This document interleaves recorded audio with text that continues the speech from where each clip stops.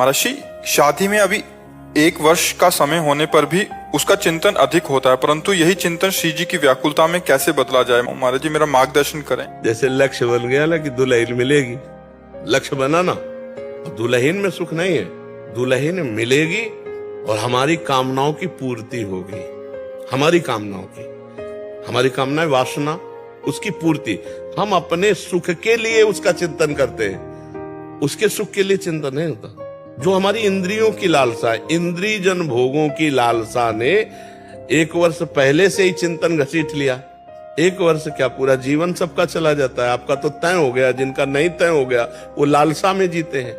जैसे दुल्हन का संकल्प बनते ही पूरा मन आनंदित है कि धन्य होगी वो घड़ी जिस घड़ी पाणी ग्रहण होगा, धन्य होगी वो घड़ी जिस घड़ी हमारा मिलन होगा। ऐसे ही भक्त का हृदय होता है, वो उस घड़ी का इंतजार करता है जब प्रीतम मिले। वो आह भर करके रोता रहता है कि वो घड़ी कब आएगी जब हे नाथ आप हमसे मिलोगे, हे प्रभु हमसे मिलोगे। पर प्रभु मिलन की चाह तो पहले आ जाए, और ये चाह तब प्रकट होती जब अन्य चाहे सब मिट जाएं।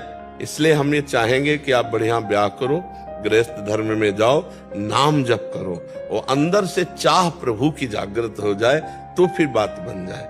ये नाम जप ही चाह पैदा करेगा। क्या है सुख? सुख को तो जाना ही नहीं। सुख तो सच्चिदानंद भगवान के नाम में, रूप में, लीला में दाम। नेत्र व्याकुल होने चाहिए प्रभु के दर्शन के लिए। पूरा जीवन निकल गया, नाथ आपके दर्शन नहीं। यहाँ क्या देखें? इसके अंदर मंदिर में जो बैठा है वो तो तेजोमय है, वो तो सब उजड़ा हुआ है। अच्छी मानो, हमें डॉक्टर ने कहा था आज के कम से कम 17 वर्ष पहले, दिल्ली के थे, सब जांच की, उनका बाबा तुम संत हो इसलिए तुमसे कोई छुपाव नहीं है, तुम्हारा कोई घर का नहीं कि जिससे मैं बता सकूं, तुम्ही से डायरेक्ट कह रहा हूं। 2-2.5 वर्ष, आखिरी 5 वर्ष, एक किडनी खत्म और आप मर जाओगे। तो इसलिए बता रहे हैं कि आप भजन कर लो बस 2-2.5 वर्ष। और हमने भी ठान लिया था कि हाँ ठीक है ऐसा ही। आज 17 वर्ष तो हो ही गए, लगभग 17 वर्ष, बड़ा लंबा सफर है। अभी आपके सामने बैठे, फेल भी है और पास भी है। नहीं, पास है, देखो जो दिनचर्या हमें चाहिए वो हमारे शरीर कर रहा है, तो हम पास है। और फेल इसलिए कि संसार की दृष्टि से वो किडली फेल है। अगर भगवान का भरोसा ना होता तो सोचो आज हम कितने परेशान होते, शरीर को लेकर, पैसे को लेकर, कितना खर्चा, कैसी दवाइयां, कहां से डॉक्टर कहां लाते, क्या कुछ नहीं करना होता। वो अपने आप डॉक्टर रो करके कहते कि मेरी सेवा मत छीनना। बैठे हैं हजारों कोस दूर और रोज संपर्क। महाराज जी की क्या इस समय स्थिति है, अच्छा ये दवा दे देना, अच्छा आप ऐसा कर दे। तो हम देखते किसका दुलार है, जिनको हजारों रुपया दे के समय लिया जाता है वो फिर बात करते हैं, वो भी अपने ढंग से। आश्चर्य की बात, वो डॉक्टर, उसे दुनिया से क्या मतलब, रुपये से मतलब है। लेकिन सत्संग आपको ज्ञान देगा और नाम जप आपको बल देगा। नाम जप के बल से और सत्संग के द्वारा प्राप्त ज्ञान से क्या उचित है क्या अनुचित है निर्णय कर पाओगे।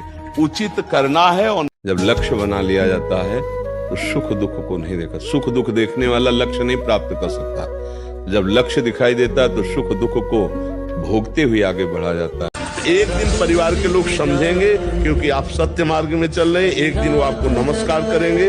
इसलिए उनके अभिवर्तमान के व्यवहार से हम अपने अध्यात्म को टूटने न दें, हम अपने कर्तव्य से फिसले न। तुम्हारा ब्याह हुआ है, गृहस्थी में हो, तुमने पाणी ग्रहण किया, वो तुम्हारी पत्नी है, और तुम उसको छोड़कर किसी और पर स्त्री के साथ ऐसा बर्ताव करते हो, तुम्हारी दुर्गति हो जाएगी। एक लेबर जब 500 रुपया मेहनत से कमाता है ना, तो वो चटनी और मिर्च और रोटी पा पाता है अपने परिवार के बच्चों। तुम कमा रहे हो और 500 रुपए की शराब पी रहे हो। अगर वही 500 में तो 2-3 आदमी का पेट भर सकते। ये वो जन है इनकी जो पत्नी है वो बरसाने की सखी है।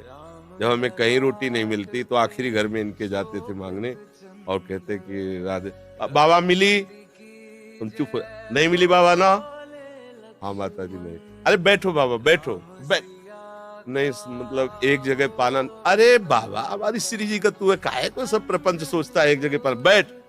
सालों प्राय मिलती ही नहीं थी शाम की रोटी, तो ये लिख इतना बड़ा प्रतापी रावण जो भगवान शंकर की आराधना करता था, इतना बलवान था, देखो गंदे आचरण के कारण ही नष्ट हो गया। तो थोड़ा धर्म से चलने पर कष्ट तो हम मानते हैं आएंगे। अब जन्म जन्मांतरों से हमारा हृदय गंदा रहा, अब जब हम भजन में चल रहे हैं सत्य मार्ग में तो धुलाई हो रही। थोड़ा चुप रहो, थोड़ा उसे शांति से सह जाओ, आगे मंगल होगा। गंदे आचरण करने से सुख की प्राप्ति नहीं होती। केवल ऐसा लगता है शराब पीने से, मांस खाने से, पराई माता बहनों की तरफ गंदी दृष्टि करने से कहीं सुख मिल सकता है क्या? आप जिनके लिए रो रहे हैं, जिनकी बुद्धि पावन हुई, उन्होंने तिरस्कार पूर्वक छोड़ दिया। हमारे शब्द तो जरूर अच्छे नहीं लगेंगे, पर सही पूछो तो कृपा है जो असलियत का पता चल रहा है। यहाँ अरे तेरे दरबार की आली निराली शान ये देखी, सखावत खुद तेरी गलियों में चक्कर काटते देखा, फैलाया हाथ जिसने तेरे दरबार में आकर, तुझे देते नहीं देखा मगर झोली भरी देखी। ये हमारी लाडली जो अलवेली सरकार